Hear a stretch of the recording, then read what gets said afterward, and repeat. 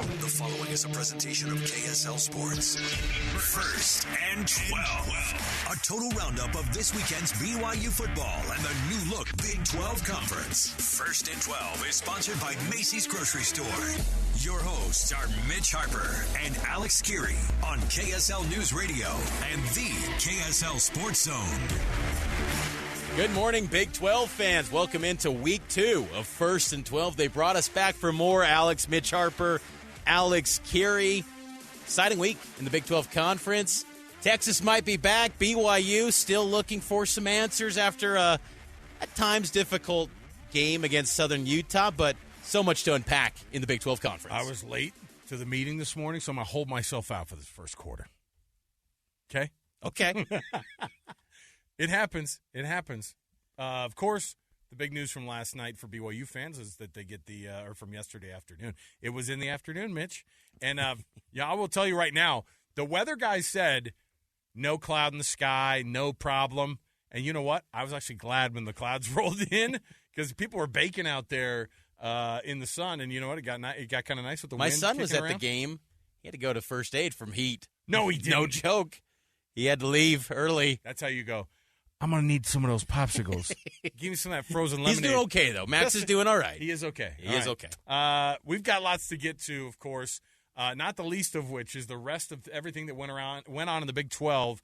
And that is, of course, every week we're giving you those headlines. So let's just jump in right here. 12 headlines. 1, 2, 3, 4, 5, 6, 7, 8, 9, 10, 11, 12. The dozen storylines that shape this week of Big 12 football.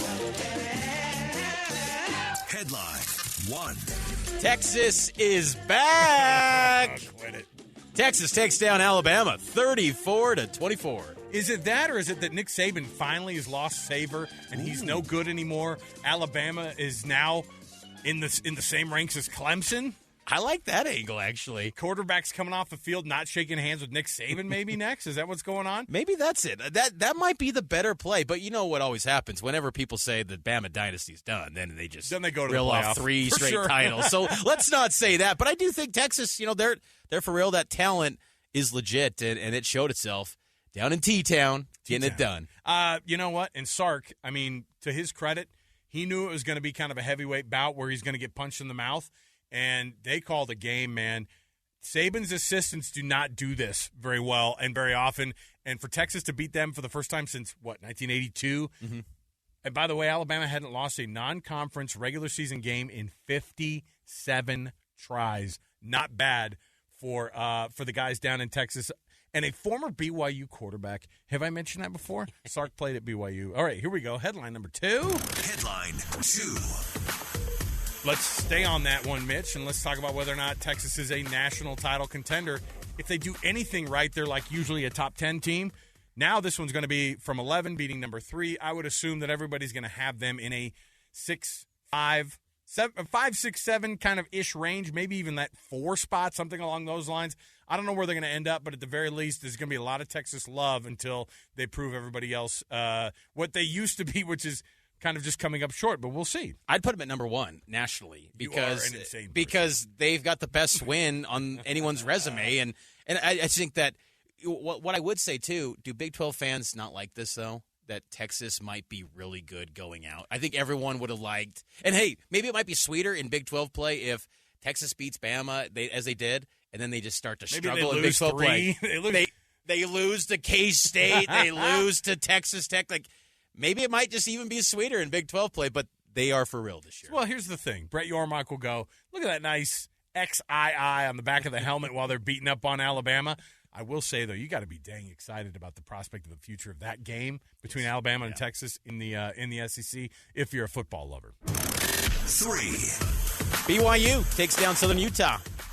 Wasn't always pretty at times, but BYU gets it done, and didn't have the same juice, the squeeze like Texas-Bama, but it was still a good football game. 41-16, the Cougars get it done. They moved to 2-0.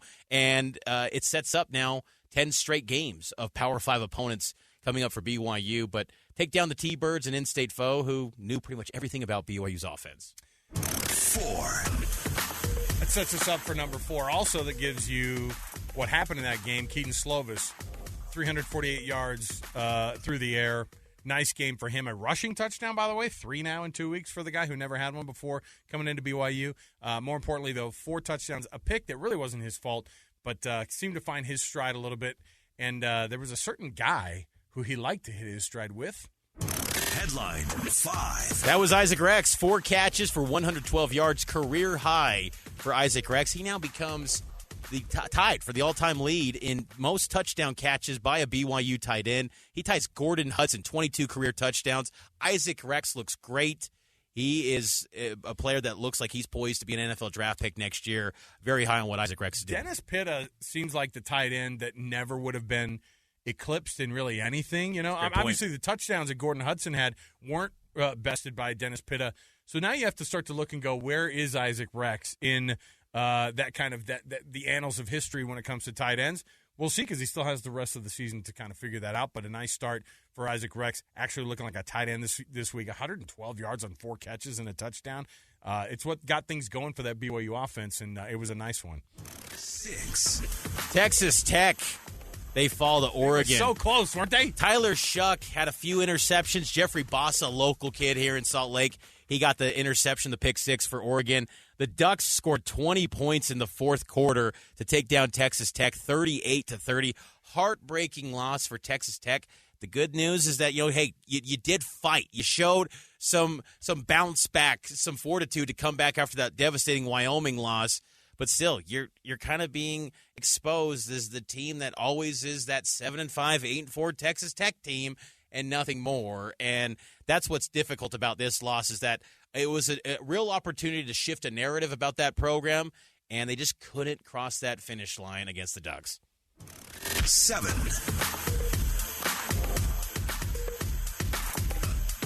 Kansas takes down Illinois on Friday night.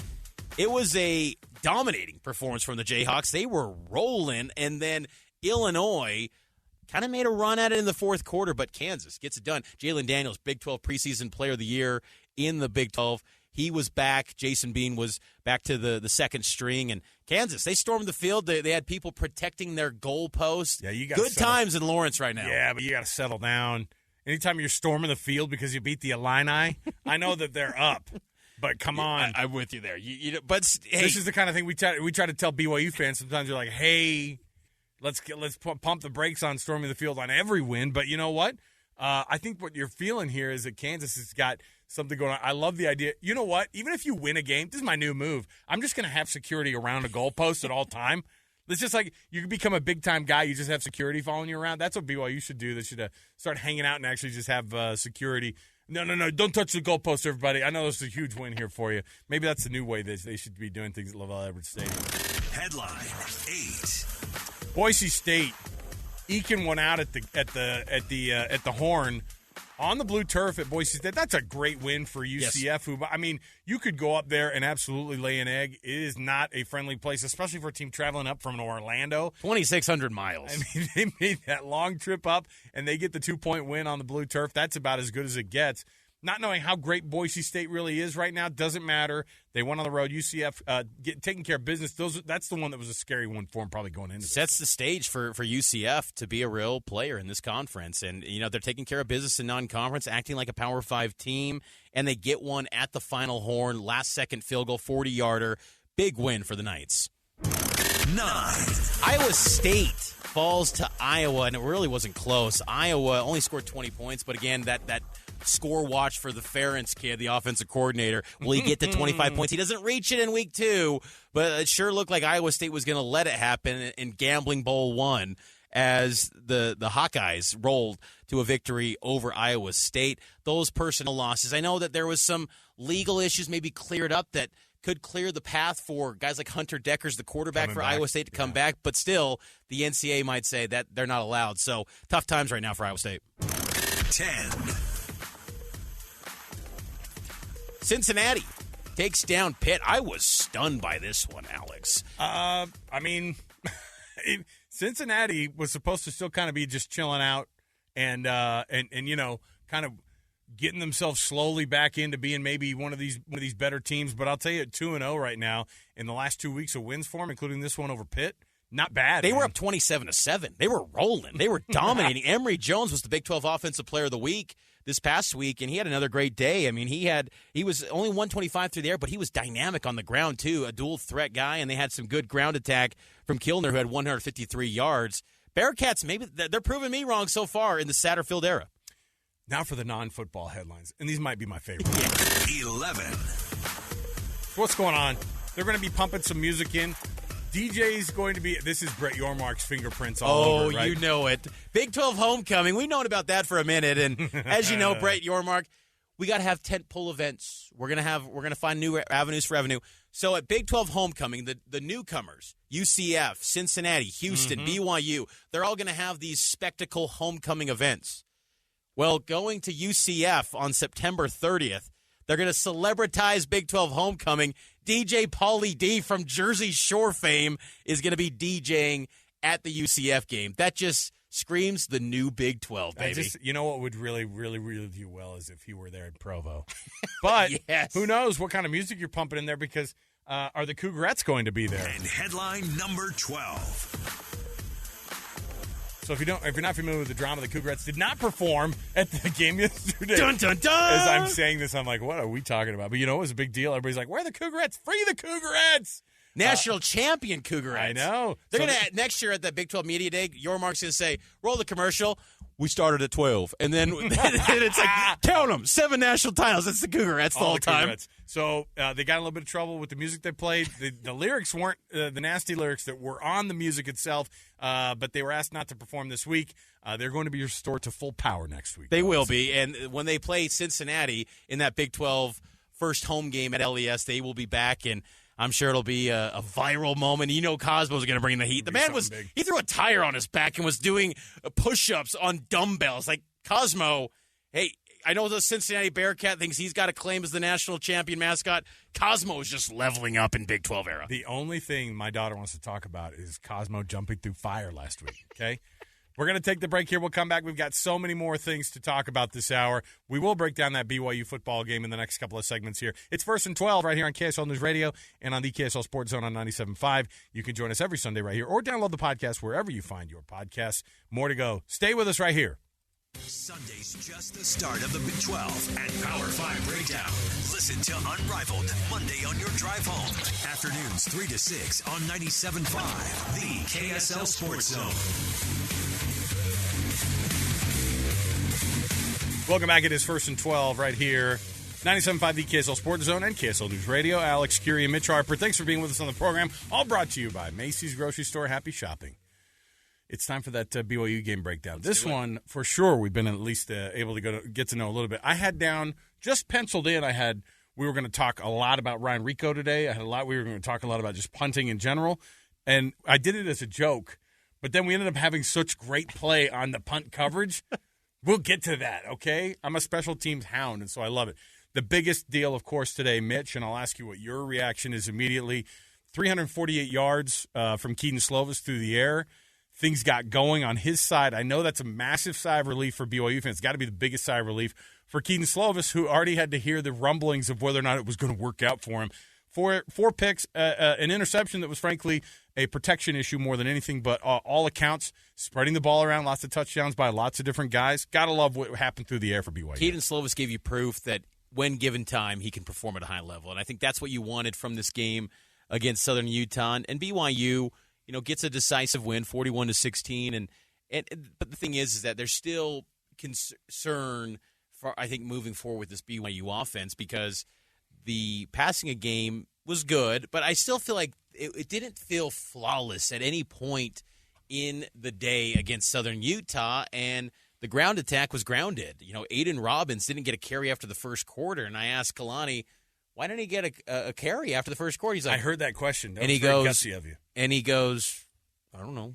He goes, he didn't get a carry after the first quarter? Yeah, well, I mean, and I get it. Like, I understand in that moment you forget some nuances to the game, and you got to kind of go back and rewatch the film. But, I mean, I feel like BYU is with the way they're giving snaps to Aiden Robbins. Like, it wasn't even he wasn't getting carries. It was also he wasn't getting snaps. And it feels like they're shifting to L.J. Martin. That's what it feels like to me. Well, and L.J. Martin's performing at a higher level. 100%. And because he then, going after the, I don't know, Mitch, to the look, we're going to have to reevaluate. That was the next part of his answer, right? We're going to have to reevaluate, and that means we're going to look at the tape, but we also probably saw the same thing you did, because it wasn't just the 3 attempts for 6 yards. It was also a big drop inside the red zone, right? I mean, that's the part where you go, if I'm looking at Aiden Robbins, and this is not a diss on this kid. This is not something he did wrong. No. It was, I mean, and what did you see? Very first carry from L.J. Martin, 17 yards, right? And then after that, he didn't have a carry for another 6 minutes. And so you go, okay, I know they're trying to feel things out, but this is the game to do it in. And I'm glad they're trying to figure some things out a little bit, because what they did get going was the offense just overall put the brakes on before they got to 400 yards, right, in the fourth quarter. And so that felt good with them. But when you go 23 attempts for, what was the total, 47 yards, and you essentially got doubled up on the ground by SUU. And that's not like a zing moment here where I'm going to go, oh, you got dissed. What it is they obviously are all scratching their heads on this one. Was it that the offensive line couldn't get a push? No, probably not. It seemed like the lanes were there for most of the day. But I am actually surprised that you didn't see as much of that takeover, the O-line just pushing everybody around, and those gaps and those cutback lanes bigger than they should be. I mean, here's the thing, too. I'm not going to give SUU more credit than they probably deserve. I think they busted their butt to get ready for this game. They are familiar with this offense because they run it. Yes, and that's a great point. And the thing is BYU, I just feel like there should have been a lot more explosive plays on the ground. Look, because the thing is I feel like you look at those two games, Sam Houston and Southern Utah, as you have to be not perfect. It's coming out of the gates with a lot of new personnel, but at the same time, you have to be just operating at a high level to where you're going to go into 10 consecutive weeks with Power 5 opposition. They've never done that before, and this is not going to get any easier with Arkansas, Kansas. Cincinnati had a big win over the weekend, looking a lot better than I think anyone expected, them knocking out Pitt, and we'll get to them later. But I just think that it was good, though, to see Slovis perform and put up numbers. And I also like, too, on the offensive side, tight end Isaac Rex. He's back to full strength. He looks like an NFL tight end. 4 catches for 112, right? He might be one of the best tight ends in the Big 12 this year. Isaac Rex looks good, and I think that's a nice luxury for BYU to have, because what we saw in spring ball and fall camp where Slovis is targeting him a lot, that's carrying over to games. So you just now got to get that ground attack going, and I'm very surprised that group is not thriving, because I just thought they were going to be so good, especially Aiden Robbins. What you saw also today, if I can keep heaping praise on Keaton Slovis's performance, because I do think that reacting this week to we know how we've performed in fall, we knew how we were performing in spring. They got live bullets last week. It didn't really look great. And then for this week to go, all right, relax, this is what we're going to go back to it. How nice was it to be able to throw to a familiar target in Keanu Hill? I know that Cody Epps wasn't back, but even just having him back, he throws immediately. Hill gets in there, gets a touchdown reception. One to Isaac Rex, who they used like a tight end today, right? Well, that was kind of the other difference. They're not asking him to do a bunch of out routes. But I will say that up the middle throws, how about that 65-yard touch, or the 65-yard almost touchdown to Isaac Rex? That wasn't me trying to diss him, by the way. The touchdown, bring it back. He knew exactly what was going on. He blew it. He had an opportunity to get a big touchdown grab. What do you mean he blew it? The downfield blocking by those wideouts. I know, but he still should have made that play. They got to sacrifice their bodies. I'm going to have to give him a hard time this week when I catch up with him, because how good of a dang throw was that? It was a laser. And Keaton Slovis, the needle. Keaton Slovis has a lot of velocity, too, on his pass, a lot more than maybe I gave him credit for coming in. He's impressive in that regard. And I think that's where it was moments like that where the Jim Nagy's, the NFL evaluators say, that's an NFL quarterback. Stop focusing on the stats. It's moments like that.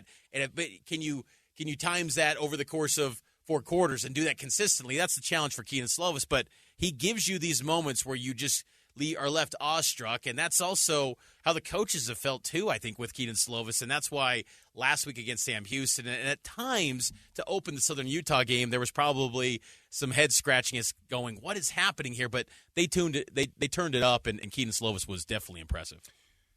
We're going to have another breakdown segment to be able to chat a little bit more about the defense, but quickly before we get away from the offense, that production that was there, spreading things out there.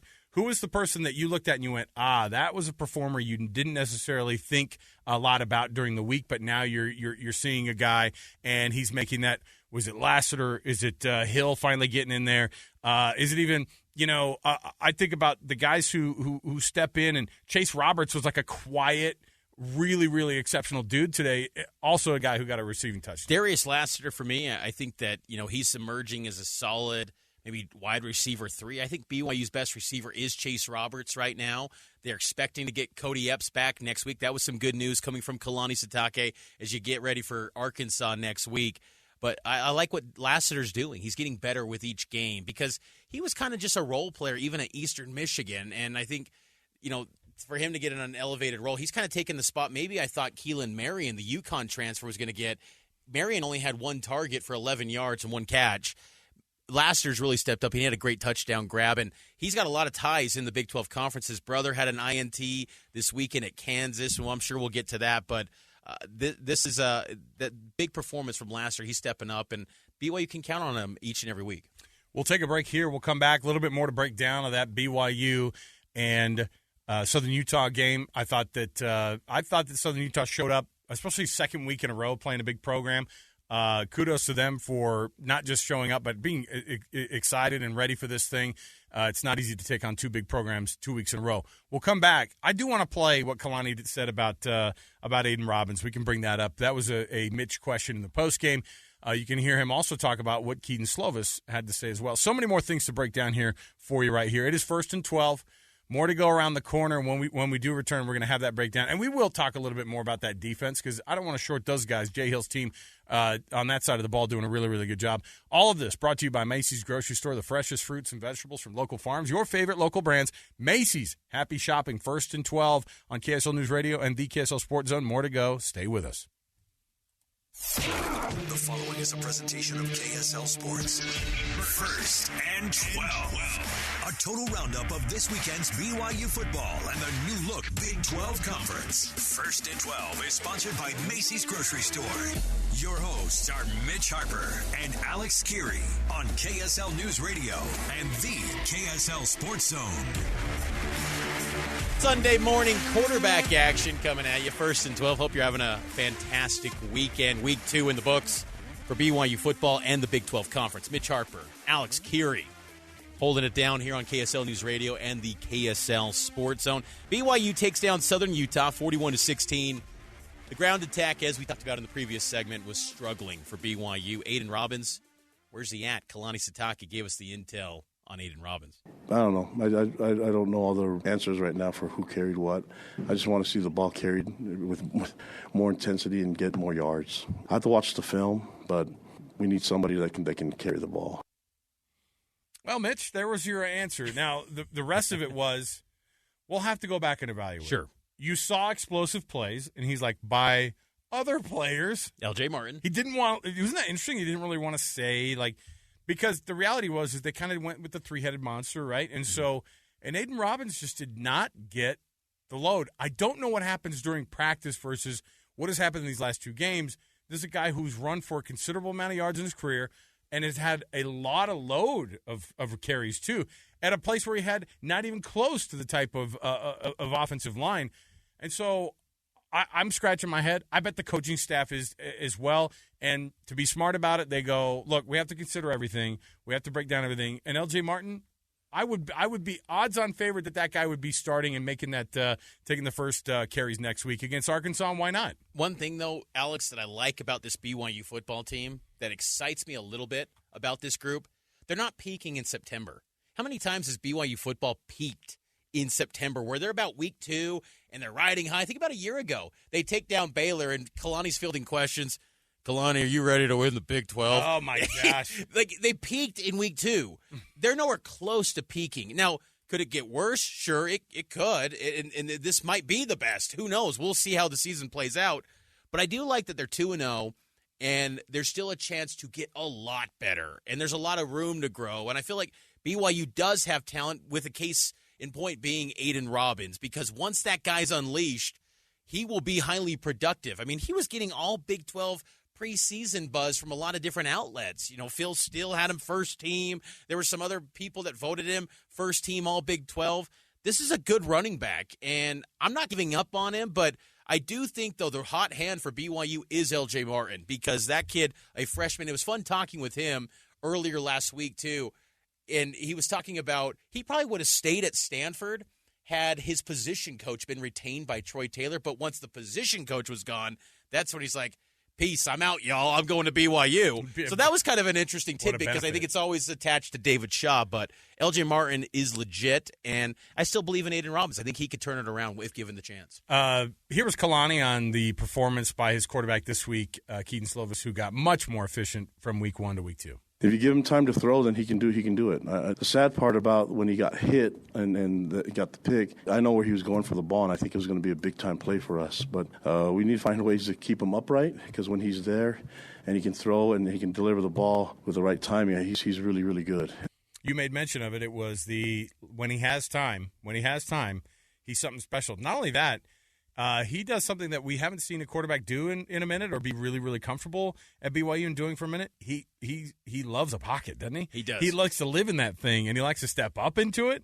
And that's the part that NFL scouts probably really like, too. And you go, I'm going to be a little bit patient in here. And you know what? I'll take a couple steps forward, but I'm still going to honor this. And I've got a couple routes that are still open. You could see progressions today. I thought that the play calling by A-Rod was exceptional today versus last week. Everybody got better, including the coaching staff, week to week. I agree. And when you mentioned NFL scouts, the thing about Slovis, too, he's got a lot of eyes from the NFL watching him. Every BYU practice I go to, there's at least 4 or 5 scouts. And they're looking at him, well, they're looking at Kingsley mainly. I mean, they zoom to Daryl Funk after practice to get notes on Kingsley. But who's the guy that's behind these offensive linemen? It's Keaton Slovis, so naturally you're going to watch him too. Kingsley, remember, he was a little bit banged up in and out of the game yesterday for BYU, and still Keaton Slovis had a pocket to work with, and he operated it and performed quite nicely. And I think that it was also refreshing, too, to hear from Slovis that despite some of the early adversity that he's faced, he's embracing it. He still likes being at BYU, and he says he's having more fun than he's ever had, and he's been wanting this so badly in his college football career. Again, saying things that I think buy him some grace from BYU fans. They're really wanting this guy to succeed, and I think he showed that he can be a very good quarterback for BYU. I don't know yet if what he did on Saturday translates to Arkansas. And I know Arkansas had their share of struggles. They were not a high-performing team against Kent State. They had their own issues on Saturday. We've all had problems with the flashes, Mitch.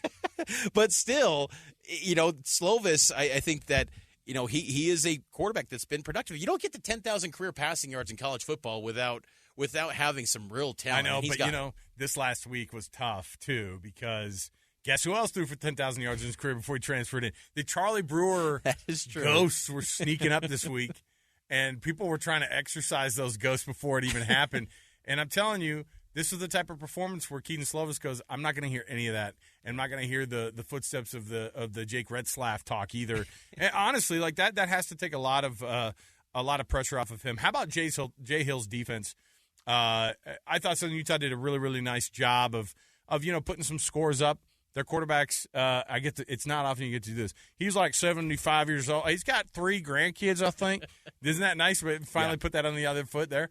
But I think that they did a really, really good job. I really like what they're doing. And this is not like the fake praise. I interviewed their coach this week, Coach Fitzgerald, and had a 20-minute conversation with him. I went, dude, he's changing everything down there, and he's made everything turn around very, very quickly. And Jay Hill goes, look, we're going to attack these guys. Didn't see the pressure that you wanted to see in the form of sacks. Lots of hurries, lots of quarterback hits. I still want to see those sack numbers go up. Yeah, 0 sacks. That's a number that you can't like. And Jay Hill called him out. He wants his defense to get more sacks. He hasn't been shying away saying sacks don't matter like previous regimes. He's been saying, I need sacks. And to only get 0, I thought the second half the defense was underwhelming. I thought they regressed. I thought they looked a lot more like the defense we saw last year where moving the chains, long, methodical drives. The new clock rules seem to have an impact on BYU's offense getting limited opportunities. BYU would have scored 50 points in this game had the defense got a few more stops in the second half because SUU, first drive of the second half, over the top on a starting safety, Malik Moore. You can't have that happen. It was also notable, too, from the defense, 2 key guys getting held out for the opening drive, Eddie Heckard and Malik Moore. Kalani, that was a question that was asked during the press conference. Kalani was saying, Jay wanted to send a message, and you got to be responsible. And what is that then? Why? I mean, they clearly rule breaking, violate some sort of team rule, or maybe they showed up late to a team meeting and said, "Hey, you do this and you take this for granted. You're going to miss time." And it cost BYU. Cost them 3 points on having Heckard and Malik Moore in that opening drive. So that's a good message because BYU, there was a lot more finger pointing last year. They couldn't handle adversity, and well, this was a lesson learned for those guys. Whatever they did, Jay Hill, took time away from them. We'll come back. We've got more to go here as we bring you the rest of this first hour of First and 12.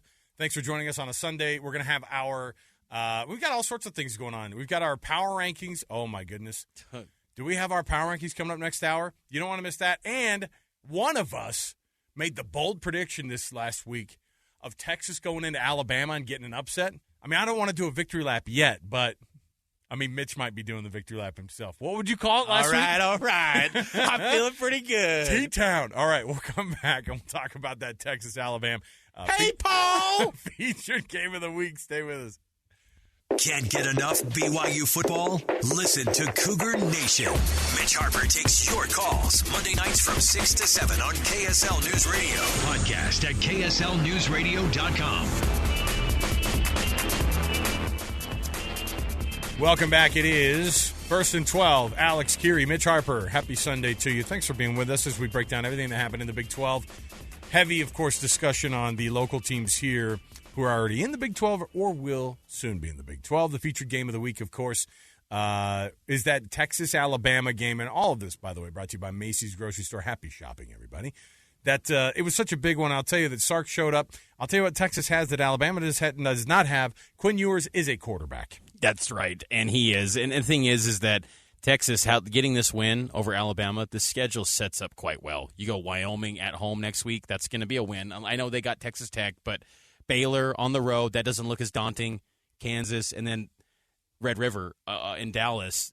This is setting up well to where I don't know which game, if any, Texas is going to be not the favorite. So it was a big win. It was a big breakthrough for Texas. I know Big 12 fans probably not thrilled about that. And look, they could still slip up. This league has done that. K-State is definitely the team that could do it in November. But big win for the Longhorns, and Quinn Ewers having the deep threat too. He didn't have a TD pass going into that game his whole career, more than 20 yards. He had a 35-yard bomb to A.D. Mitchell. That was some nice play through the air for Texas, and that's why they got the win.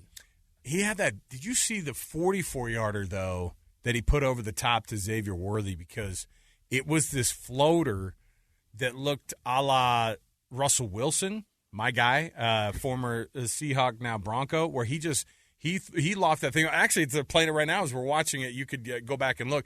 But he would just loft these balls up. He throws one to Mitchell. He throws the exact same type pass as Xavier Worthy, and Texas starts to run it up on him. But the real thing is that Jalen Milroe is not a quarterback yet in that system. He is not Bryce Young. You can't be. You can't ask those guys. I mean, they're just pumping out so many dang good quarterbacks. Jalen Milroe's got a long way to go, and I know he's probably one of the best athletes on the field. But I mean, Alabama didn't have it yet. That might be the reason that they fall this year, is because they just don't have that steady go at quarterback like they've had. They've been able to rely on anybody showing up and going in. This has been the first time with Milroe that they don't really have a guy that is a Bryce Young type dude. So I'm interested to see how this is. And I'll tell you right now, I wasn't really a Quinn Ewers believer. Even though he kind of grew up in the same area that I didn't. He went to South Lake Carroll. I go, oh yeah, those Carroll kids, man. Maybe just because I assume they're snotty and they're just like, maybe they don't play nearly as well. But I'll tell you, Quinn Ewers is exactly what everybody advertising now says. You can see also why it was a pretty easy choice for Sark to put him in at the starting quarterback. We thought the Texas arrogance was bad before this win. It's going to be nuts this week. We got to take a break, though. Big 12 power rankings. You probably know. Well, you already know who's going to be number one. But how does the rest of the power rankings shake out? Myself, Mitch Harper, Alex Kirry will break it down next. It's First and 12 here on KSL News Radio and the KSL Sports Zone.